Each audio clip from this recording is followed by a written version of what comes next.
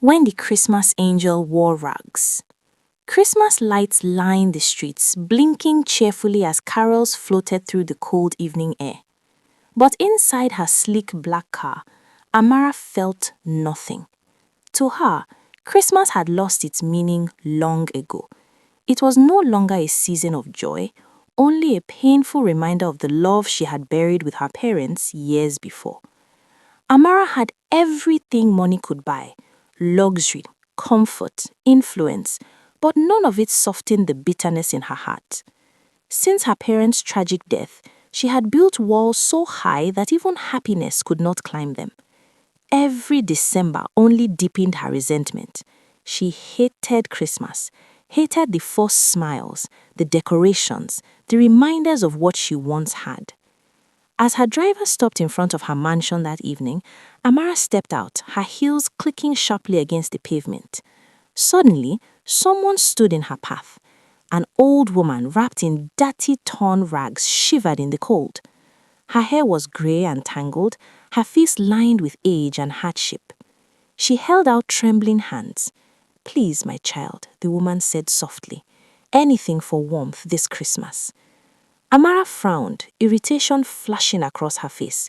She hated scenes like this: messy, emotional, inconvenient. Without meeting the woman's eyes, she reached into her purse, pulled out some cash, and placed it into the old woman's palm. "Here," she said coldly. "Take it and move along." But the woman didn't leave. Instead, she looked up and smiled, a gentle, peaceful smile that felt strangely out of place on the harsh street. Her eyes held a warmth Amara had not felt in years. "My child," the woman said quietly, closing her fingers around the money. "May your frozen heart find warmth again. Before Christmas ends, you will remember why love still matters." Amara stiffened. Something about the woman's voice unsettled her. "Keep your blessings," she snapped. "I don't believe in fairy tales."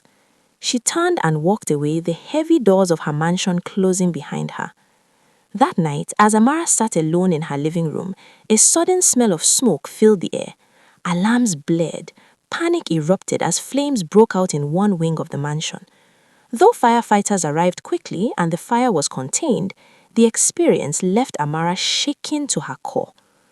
Wrapped in a coat, she stood outside in the cold, watching smoke rise into the night sky. For the first time in years, she felt small, vulnerable, powerless. The walls she had built around her heart began to crack. As the fire trucks pulled away and silence returned, something caught her attention near the mansion gate. Lying neatly on the ground was an old tattered shawl untouched by smoke or fire. Beneath it rested a small wooden cross and a folded note. With trembling hands, Amara picked it up and read, "Fear not. What you lost will be restored in a way you never expected." Her breath caught. The handwriting was the same. Her heart began to race. The next morning, unable to ignore the pull in her chest, Amara returned to the street where she had met the old woman. She asked vendors, shop owners, and passers-by, but no one could tell her where she had gone. Finally, an elderly shopkeeper lowered his voice and said, "Some say an old woman appears every Christmas Eve, poor in appearance, rich in spirit. They call her the Christmas angel. She comes before miracles and disappears before morning." Tears filled Amara's eyes as the truth settled deep within her soul.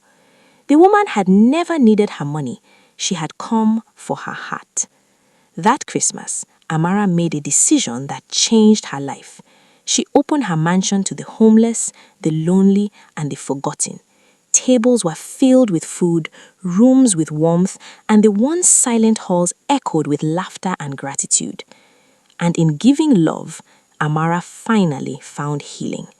Because sometimes angels don't wear wings, they wear rags.